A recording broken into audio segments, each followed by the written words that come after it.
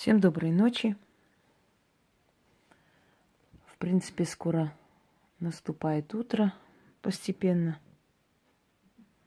но пока еще ночь. Вы знаете, на небосводе есть созвездие большой собаки. Говорят, что когда любимый пес Зевса умер, то повелитель богов очень горевал по нему, скучал и поднял душу своей собаки и создал созвездие на небе, чтобы все время видеть свою любимую собаку на небосводе. И в созвездии собаки один из самых ярких звезд, который ближе всего к нашей планете и которая имеет яркость в 20 раз больше, чем Солнце. В древние времена эту планету шутливо называли «ночное солнце». И называется эта планета Сириус. Сириус считался путеводителем. Сириусу приписывали магические, особые такие, скажем так, не способности, было бы неправильно, да? Какие-то силы магические приписывались Сириусу. С Сириусом связывались соединения влюбленных. Сириус считался путеводителем колдунов, магов, показывая дорогу ночную. Сириус был путеводителем моряков. К Сириусу обращались влюбленные, чтобы Сириус освещал их дорогу ночью, чтобы охранял их покой и любовь. Так вот, Сириус считали звездой-путеводитель. И к Сириусу обращались в трудные времена жизни. Сохранились древние римские летописания. Там обращение не к Сириусу, там обращение сверкающая звезда, царствующая в созвездии святого или священного пса. Так назывался Сириус. Это единственная звезда, которая видна отовсюду. Если только в самый такой северный полярный такой круг уйти, может быть, оттуда его не очень видно. Но это та самая звезда, которую можно увидеть со всех сторон мира. Когда Сириус особенно подходит к Земле и особенно ярко светит, в эти дни начинаются магнетические особые такие моменты и бури магнетические, и океан дает о себе знать, то есть бушует океан, начинает подниматься высоко волны. Но Сириус очень плотно приближается к Земле не так часто, раз в 25-28 лет. А в остальное время эта царственная звезда сверкает на небосводе, как самая яркая звезда. Перед вами сейчас черная свеча, но я сейчас расскажу, как на самом деле обращаться к звезде Сириус. Но поскольку у меня нет столько времени постоянно показывать в ритуальном, вот в этом всем качестве, да, все это раскладывать, показывать. Поэтому я просто вам объясню, что нужно делать. Если вам это нужно, вы сами сделаете. Вам нужна будет черная ткань.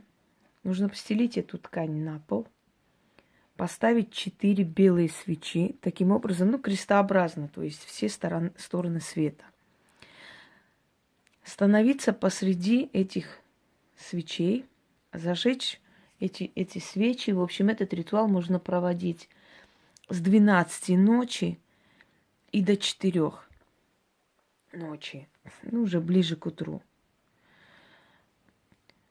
Этот ритуал проводится, когда в вашей жизни тяжелый период, когда вы не знаете, что делать, когда вы хотите, чтобы судьба вывела вас сама, чтобы судьба показала путь, дорогу. Энергия звезд, она очень сильна. Энергию звезд использовали в своих работах не просто колдуны, ведьмы и астрологи, энергию звезд использовали для определенных целей. Например, что-то сажали под этим созвездием, что-то собирали под другим созвездием, зачатие детей было под какими-то созвездиями, планировалось и так далее. Древние люди более ответственно подходили к этому. Мы сейчас более инфантильны в этом отношении. Нам кажется, что это все пережитки прошлого, ничего такого особо, скажем так, серьезного в этом нет, ну и так далее. Но в древние времена со всем этим считались и были правы, потому что все это не случайно, и каждая звезда имеет особую энергию, особое влияние на судьбу. А вот Сириус, в отличие от всех звезд, влияет на судьбы всех людей. И вот обращение к звезде путеводной, да, путеводителю, так правильно, путеводная звезда, она отличается тем, что, обращаясь к этой силе, к этой энергии звезды, вы получаете особую силу оттуда. Потому что Сириус считался посредником между людьми и богами. Он же сверкает, его видно, к нему обращены взоры. То есть он как бы посредник между тонким миром и миром людей, между тьмой и светом, между ночью и днем и так далее. Список можно долго продолжать. Итак, стелим черную ткань, 4 белые свечи, которые должны потом догореть, поэтому возьмите не очень большие свечи. Становитесь посреди этих свечей, руки в разные стороны, чуть-чуть так приподнимая. Желательно, если на вас будет как можно меньше одежды, если у вас не будет цепочек, колец и так далее. Если ваша энергия будет свободна, распустите волосы. Вообще в таких ритуалах всегда распускайте волосы, потому что волосы – это ваша связь со Вселенной, это как ваша антенна. Она должна быть свободна, чтобы ловить все эти энергии. И говорите, поворачиваясь на каждую сторону света, на юг, запад, то есть 4 раза. Обращение к звезде Сириус. Потом соберите эти свечи, поставьте на стол, пусть они догорят, вы ложитесь спать. Если вы боитесь, чтобы ночью ничего не случилось, вы можете их пальцами потушить и на следующий день зажечь. Но на следующий день, когда зажжете эти свечи, приоткройте чуть-чуть окно, чтобы дым ушел в небо туда. Через некоторое время вы заметите, что как будто некая сила вас ведет по правильному пути. Понимаете, как бы сказать? Ведет туда, куда надо. Одна проблема решается, вторая решилась ни с того ни с сего. Куда-то позвали на работу. Не решайте за этого человека замуж. Он себя проявил с хорошей или с плохой стороны. То есть вы поняли, закрепилось у вас в голове, да, можно за него выйти. Или нет, я что-то спешила, не надо, наверное. То есть вам покажет дорога вот эта звезда, которая путеводитель. Ого, видели, да? Здоровая такая красота. Так, 8 и 20 с чем-то, да? В секунде. 8 минут 20 с чем-то. 22 секунды, что ли? Выход прям красная. Красная такая энергия. Красный фантом. Ну, ладно. И я уже давно этому не удивляюсь. Просто удивилась, что как раз сегодня активизировались. 4 раза читаем, поворачиваясь в разные, то есть в 4 стороны света. О Сириус, ты царишь на небосводе, как посредник между небом и землей, между человеком и богами. О сверкающий царь, сияющий над нами. О Сириус, путеводитель, покажи мне дорогу, веди меня к моей судьбе, веди меня к спасению. Освети мою дорогу, сверкающий царь, среди вечных звезд, гордый государь, о Сириус, сверкающий на небосводе. Тебе оттуда виднее, куда мне лучше идти, на какую сторону пойти, какой дорогой пройти. О путеводитель, сверкающий Сириус, освети мою дорогу, направь мои шаги к моей судьбе. Ты видишь меня, я знаю.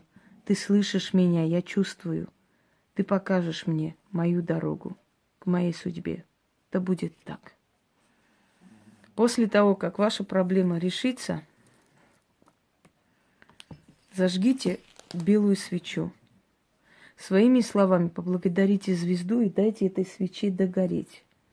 Больше ничего вам не нужно делать. Ну, тем, кому я дарила этот ритуал, говорили, что проблема решалась само собой, причем внезапно. Сириус, кстати, эту энергию звезды еще направляли на то, чтобы найти пропащих людей, между прочим. Как-нибудь объясню, как это делали. Итак, доброй ночи. Я думаю, что у меня хватит сил еще сегодня отвечать на вопросы, которые я открыла в ролике Таро. Надеюсь, пока что есть сила. Мои бесенята ночью не спят, и они мне дают очень много энергии, поэтому я тоже ночью спать не могу. Ну вот так вот, что делать. Всем удачи.